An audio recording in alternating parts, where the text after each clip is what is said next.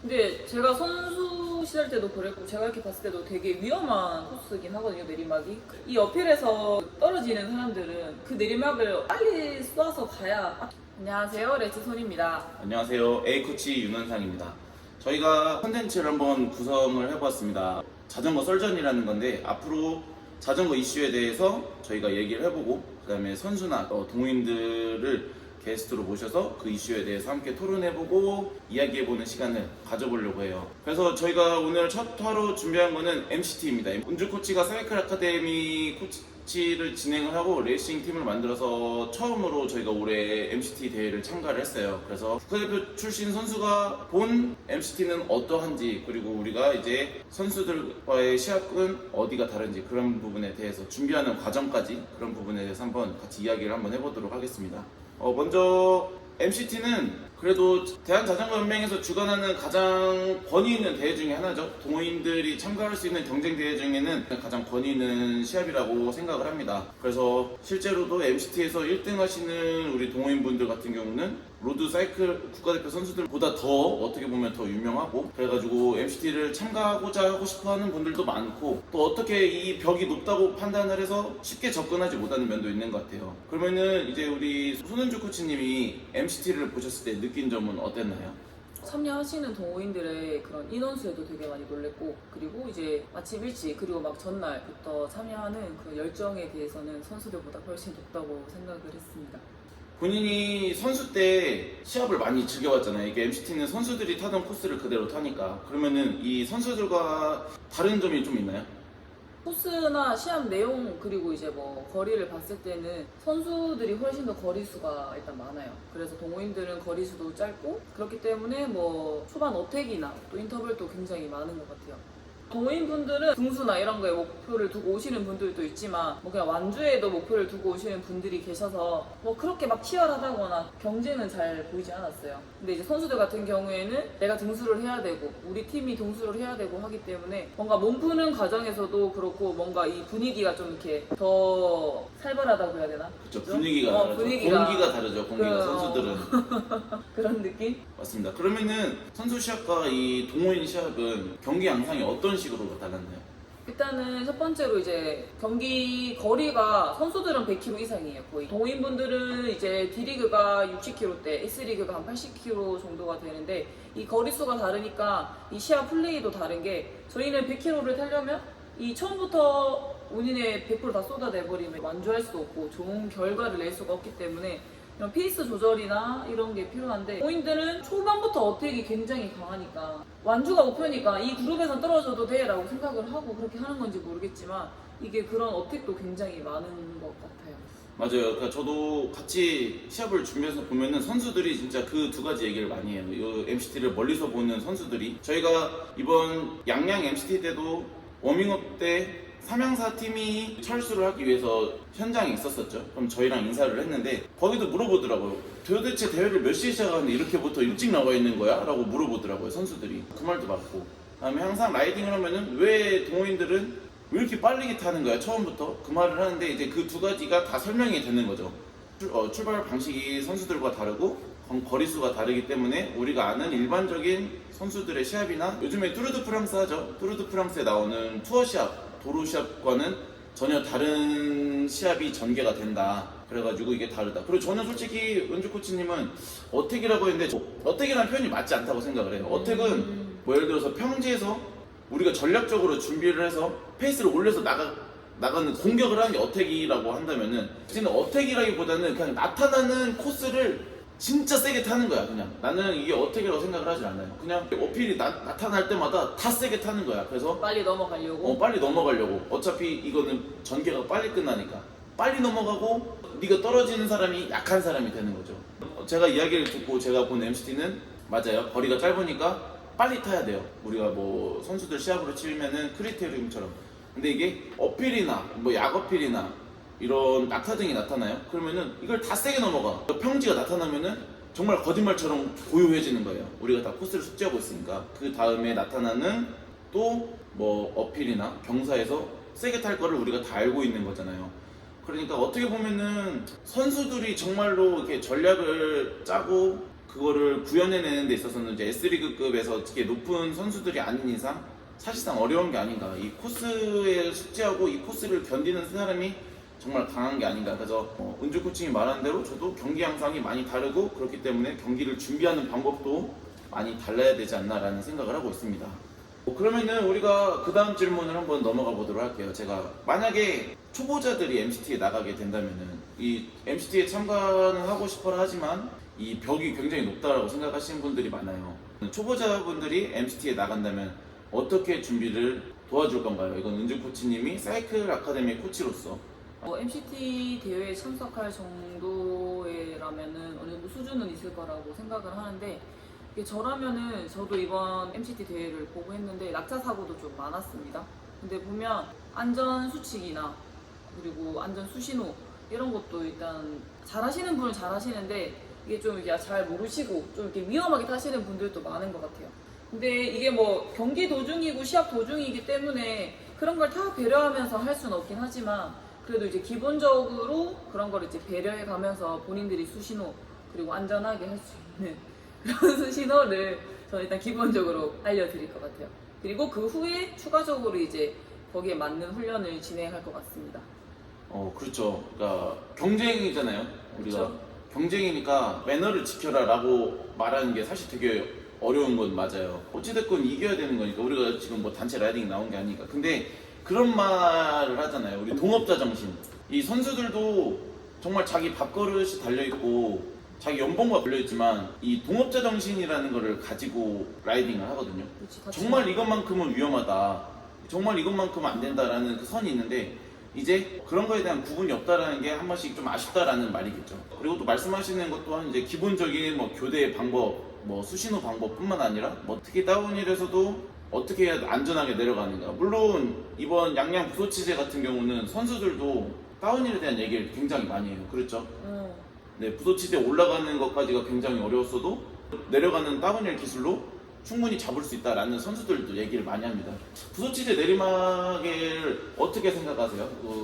코치님은? 근데 제가 선수 시절 때도 그랬고 제가 이렇게 봤을 때도 되게 위험한 코스긴 하거든요. 내리막이 그게 커브도 많고 그 떨어지는 사람들은 그 내리막을 어쨌든 빨리 쏴서 가야 앞에 갖다 댈 수가 있어요.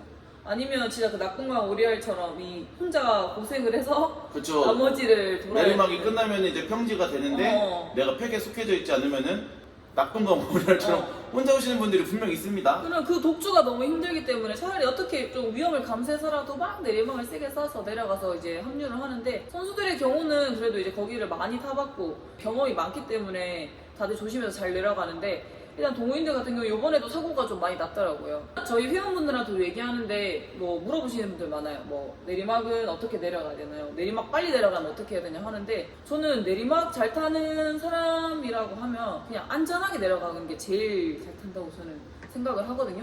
아무리 어필을 빠르게 넘어가도 내리막 내려가다 넘어지면 그 대회나 그리고 이제 뭐 그 해에 뭐 대회 같은 거는 다 할 수가 없기 때문에 저는 항상 내리막은 조심이라고 해요.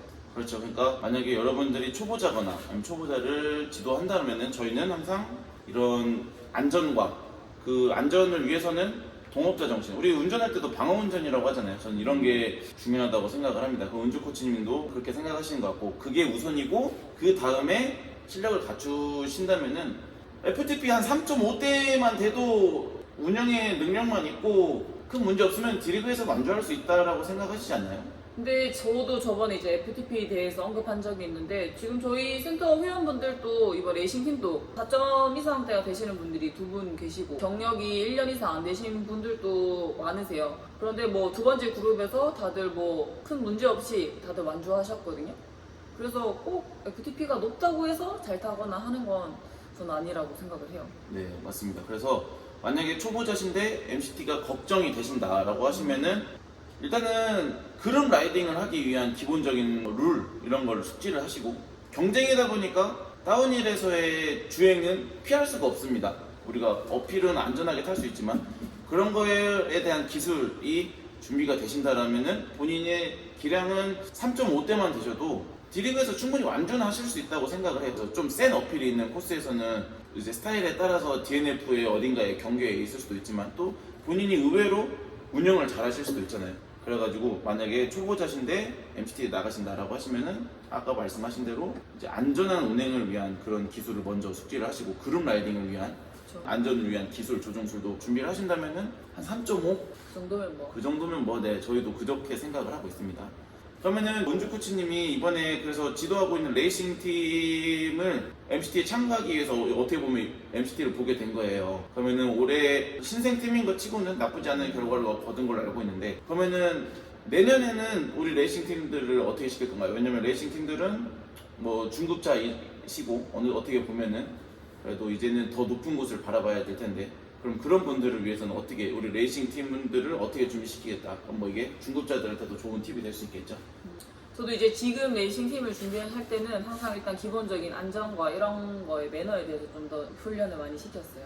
근데 이제 막 이제는 제가 봤을 때는 어느 정도 다들 수준도 되고 뭔가의 기량도 많이 좋아졌기 때문에 근데 제가 이렇게 MCT 대회를 봤을 때 일단 뭐 선수들과 동일하게 MCT 대회도 이 어필에서 모든 게 다 결정이 되는 것 같더라고요. 그래서 저는 일단은 뭐 올해는 이런 어필에 대해 강한 훈련을 좀 진행할 예정이고 그리고 이제 뭐 파워 훈련을 좀 더 많이 하려고 하는 게 이 MCT 같은 경우가 거리가 짧으니까 이 단시간에 많은 인터벌 그리고 이제 자리 싸움으로 이제 다 결정이 되더라고요.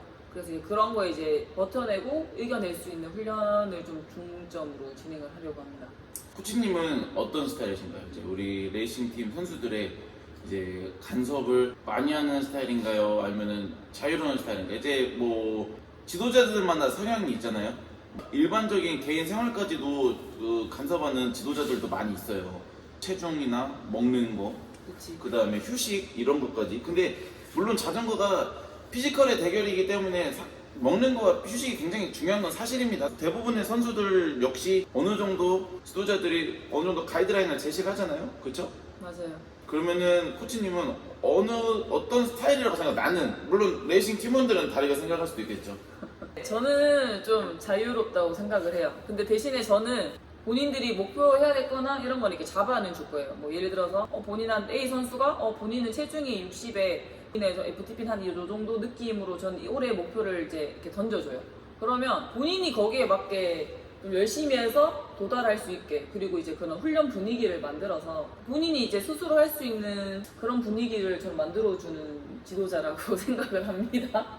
저도 네. 이제 그런 지도자를 좋아하고 레이싱 팀 여러분 댓글 좀 달아보세요. 이게 맞는지 안 맞는지는 댓글로 한번 확인을 해보도록 하겠습니다. 그렇지 않나? 저도 그 선수들에 대한 이 퍼포먼스 트레이닝을 지도를 하는데 저도 근데 비슷하게 생각은 해요. 단기적인 목표와 장기적인 목표를 설정을 하고 그 목표에 도달하게끔 만들어주는 게 좋은 트레이닝이라고 생각을 합니다. 네, 저도 방식에 대해서는 동의를 해요. 물론 우리 레이싱 팀이 코치님을 어떻게 생각하는지는 잘은 모르겠습니다만은 근데 방식에 대해서는 동의를 해요. 왜냐면 하기 싫은 사람, 뭐 본인이 하기 싫어하는데 이거 하세요, 이거 해야 됩니다 해서 이렇게 같이 데려가거나 끌고 가면 물론 선수들, 후배들도 그랬었고 이게 어쨌든 결과가 마지막엔 좋지 않다. 그쵸, 그리고 동호인이니까. 그리고 특히 동호인이니까 본인이 또 하고 싶어야 더 좋은 성적도 나오고 능률도 오르기 때문에 그거는 이제 저는 그런 분위기, 환경 이런 것만 잘 만들어준다면 좋은 결과가 나올 거라 저는 생각을 하고 그렇게 지도를 하려고 합니다. 근데 맞아요. 저희가 레이싱 팀의 내년 준비에 대해서 얘기를 했는데 저는 그래서 저희가 어떻게 보면은 이제 마지막에 회식을 할 때 이제는 좀 쉬자, 놀자, 후련하지 말고 정말 자전거를 사랑했던 때로 다들 레이싱 경쟁 대회가 올해가 처음이셨어요. 저희 레이싱 팀에 나오신 분들은 그렇기 때문에 뭐 자기의 일상생활을 어느 정도 포기하면서 뭔가에 쏟아본 게 대부분 다 경험이 없으신 분들이었어요. 뭐 S리그나 잘 타시는 분들은 그런 거에도 익숙을 하시겠죠. 저도 그런 얘기를 했었어요. 일단은 지금은 쉬자. 그냥 자전거를 재밌게 탔던 대로. 근데 이제 여러분도 아실 거예요. 그 대회뽕이라고 하잖아요. 우리가 대회뽕. 아직 그 대회뽕이 많이 남으셔가지고 지금도 아직은 좀 피가 끓는 것처럼 보여요. 더 열심히 하시죠. 아직도 열심히 하시고. 뭐 근데 이제 저희가 그런 부분까지 강요하진 않습니다. 쉴 때는 쉬어야 또 다시 도약할 수 있는 게 원동력이 되기 때문에 내년 준비 잘 쉬시고 언제쯤 준비하시면은 괜찮을 거라고 생각을 하세요. 내년 MCT를 위해서. 저희는 이제 창녕 대회를 첫 대회로 보고 있어서 지금 한 11월 달쯤을 생각을 하고 있어요. 그래서 저도 한 11월 달까지는 뭐 다들 좀 이렇게 좀 편하게, 그렇지만 또 너무 편하게 한다 해가지고 살이 한 뭐 5kg 이상 찌거나 뭐 실력이 너무 뒤로 퇴보되거나 하지 않을 정도로 잘 유지하면서 이제 좀 여유 있게 이제 준비를 하라고 말은 하고 있습니다. 레시팀 화이팅. 잘 쉬어야 또 잘 준비할 수가 있어요. 자, 그러면 다시 MCT로 한번 돌아가 보도록 할게요. 그럼 MCT에 대해서 얘기를 해보고 참가하시는 분들에 대한 얘기도 우리가 해봤어요. 그러면은 MCT 시합에서 혹시 좀 아쉬웠던 점이 있나요? 제일 아쉬웠던 거는 일단 출발 대기 시간이 저는 제일 아쉬웠어요. 그게 그렇게 있으면은 과연 경기를 잘 할 수 있을까? 거의 3, 40분 동안 햇빛을 그렇게 쐬고 있는데, 그리고 그렇게 서서 있는데, 그렇게 되면 본인이 워밍업 했던 것도 다 다리가 뭉치고 컨디션이 안 좋아져서 저는 별로 안 좋을 거라 생각해서 제일 아쉬웠던 부분은 일단 출발 대기 시간, 그리고 이제 또 두 번째로 또 얘기하자면은 이 여성 라이더분들이 다 이제 그룹으로 해서 남자들이랑 다 같이 출발하고 같이 꼬리를 하잖아요. 거기에 대해서 조금 아쉬웠던 부분이 있었는데, 이 부분은 윤구치님이랑 또 제가 또 얘기를 많이 했었어요. 그쵸. 저는 여성 라이더들에 대한 배려를 이렇게 부족하다고 생각을 해요. 솔직히 말을 해서 S리그에 있는 여성분들이 정말 잘 타시는 분들도 있지만, 팀이 S리그 팀인데 거기에 소속된 여자 선수여서 S리그에 있는 분들도 있어요. 거꾸로 여자 선수가 잘 타시는 분이지만 팀이 D리그여서 D리그에 있는 분들도 있어요. 그런 거는 이제 변별력이 없지 않나. 결국 DNF를 면하기 위해 남자 뒤에만 쫓아가다가 라이딩이 끝나진 않았나. 그리고 그것뿐만 아니죠. 남자와 같이 진행이 되니까 여성분들이 이 대회를 주도하는 일이 거의 없어요. 그러니까 예를 들어서 여성분들끼리 한 팩을 가다가 남자분들은 하잖아요. BA도 시도해보시고 어택도 시도해보시고. 근데 이제 과연 여성 라이더분들도 여성분들끼리 있을 때 그런 일이 전개가 된다면은 정말 볼만하고 재미있고 더 이슈가 될 수 있다고 생각하거든요. 그럼 저 여성 라이더분들이 실력도 더 많이 그렇죠. 늘 수 있겠죠. 그래야 또 여성 라이더분들의 진짜 기량도 올라가는 방법이라고 생각을 해요. 그런 부분에 있어서는 여성 라이더들에 대한 배려가 부족하지 않나라는 생각을 좀 합니다. 좀 아쉽기는 해요. 뭐 물론 한 그룹을 더 만들어서 진행을 하면 이제 진행 시간도 길어지고 마샬이나 운영위원분들에 대한 비용이 늘어나는 거에 대해서 고려도 해보셔야겠죠. 어떻게 말하긴 어렵지만 아쉽다. 그렇죠, 아쉽다. 출발 대기 시간도 아쉽다. 그렇죠. 그냥 차라리 뭐 선착순 몇 시부터 줄을 서시오 라는 걸 만드시든가, 그 이유는 다 무효. 아니면은 뭐 등수별로 줄을 세우고 나머지는 팀별로 뽑기를 한다든가, 룰을 그냥 아예 만들었으면 좋겠습니다. 모두가 어느 정도는 승복할 수 있는 룰을. 우리가 부전승이라는 것도 있잖아요. 다른 시합들도 보면은 농구나 축구도 팀이 안 맞으면은 추첨을 해가지고 부전승이라는 개념도 있잖아요. 또 등수대로 줄을 세우고 나머지들은 추첨을 통해서 팀별로 앞에 몇 팀 이런 식으로 줄을 세운다면 이거 역시 좋은 기록을 내는데 더 도움이 될 수 있지 않을까라고 저도 생각을 합니다.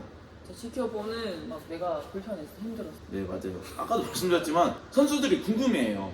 와, 이분들은 몇 시에 출발하는데 벌써부터 이렇게 나와서 서 있어? 라고 물어보시더라고요. 그래서 이렇다고 하면은 그 선수들도 딱 첫 마디가 그럼 다리 안 굳어? 이제 선수들이나 이제 굳는다고 표현을 하죠. 웜업을 했던 게 식으면서 다시 다리가 뻣뻣해진 느낌. 근데 이제 우리 MCT는 몇백 명이 출발을 하니까 뒤에 있으면은 앞에 좋은 등수를 얻을 수가 없는 게 사실이죠. 그러니까 둘 다 놓칠 수가 없어요. 워밍업도 놓칠 수 없고 좋은 자리도 놓칠 수 없고. 그래서 이런 문제가 생기는 것 같은데, 이런 부분이 조금 아쉬웠다, 개선이 되면 좋을 것 같다라는 생각을 합니다. MCT에 대한 대화는 여기서 끝내려고 해요. 코치님은 이제 정말로 국제대회도 많이 나가고 국가대표로서도 활동을 많이 하셨는데, 이번 첫 동호회, MCT 동호회를 처음부터 끝까지 다 보셨어요. MCT에 대해서 뭐 느끼신 점이나 하시고 싶은 게 더 있으신가요? 저는 선수 때는 뭐 MCT 대회나 뭐 도임 대회에 관심이 솔직히 거의 없었어요. 왜냐면 또 선수들 대회하고 뭐 빨리 다시 복귀하기 바빴고 그래서 관심이 없었는데, 레이싱팀 지도를 하면서 대회 참석을 해봤을 때 동호인들 분의 그런 열정, 이 열정 하나만큼은 이제 선수들 못지않다 생각을 했고, 그리고 이제 뭐 선수들 같은 경우에는 이렇게 뭐 누가 응원해주러 오거나 이런 관중들이 별로 없어요. 근데 이제 동호인들 같은 경우에는 뭐 어필 정상에서나 여러 가지 뭐 중요한 코스에서 서서 다들 응원도 많이 해주시고 하는 걸 보고, 아니 선수들도 좀 더 이런 거에 뭐 많은 관심을 받고 이슈를 받으면 조금 더 이제 대회할 때도 힘도 나지 않을까 생각을 합니다. 그렇죠. 저희가 다른 유튜브에서도 얘기를 했던 건데, 어떻게 보면은 MCT와 선수들의 시합 둘 다 같은 시합이고, 그리고 모든 스포츠들이 팬들에 의해서 돌아가는 건데, 어떻게 보면은 MCT만 더 인원 많고 MCT만 잘 되고, 선수 시합은 솔직히 외면받고 자전거는 비인기 종목이라는 거를 정말 더 느꼈어요. 자전거가 비인기 종목인 건 사실이지만 즐기는 동호인은 정말 많거든요. 생활체육 인구는 정말 많은데 왜 스포츠는 비인기 종목일까라는 거에 정말 와닿는 시간이었습니다, 이번 MCT가. 저희는 그래서 선수들과 동호인이 어느 정도 가교 역할을 할 수 있었으면 좋겠다라고 생각을 해요. 그래서 다음에는 선수를 한번 모시고 또 자전거에 대한 이야기를 풀어보고자 합니다. 어떤 선수가 모시게 될지는 저희가 따로 공지를 해드릴 테니까 궁금한 점 있으면 많이 물어봐 주시고, 그 선수와 함께 MCT 코스도 분석을 한번 해보고, 그다음에 MCT를 참가하시는 분들은 이제 대회를 준비하시면서 느낀 점이 많으시잖아요. 저희가 그래서 그 선수분들이 국제대회에 갔을 때, 요즘에 또 뚜르드 프랑스도 많이 하잖아요. 국제대회에서 갔을 때 국제대회에서 만난 선수들은 어떠했는가, 선수들이 풀어주는 MCT 코스에 대한 썰을 같이 한번 또 풀어보도록 하겠습니다. 저희가 공지사항 남겨드리면은 어떤 선수인지를 안내해드리도록 할게요. 그걸 보시고 그 선수한테 개인적으로 궁금한 점도 많이 물어봐 주시고, 저희한테도 궁금한 점 있으면 많이 물어봐 주시면 좋겠습니다. 오늘 방송 봐주셔서 감사합니다. 구독과 좋아요, 알림 버튼 꼭 눌러주세요. 네, 영상 시청해주셔서 감사합니다.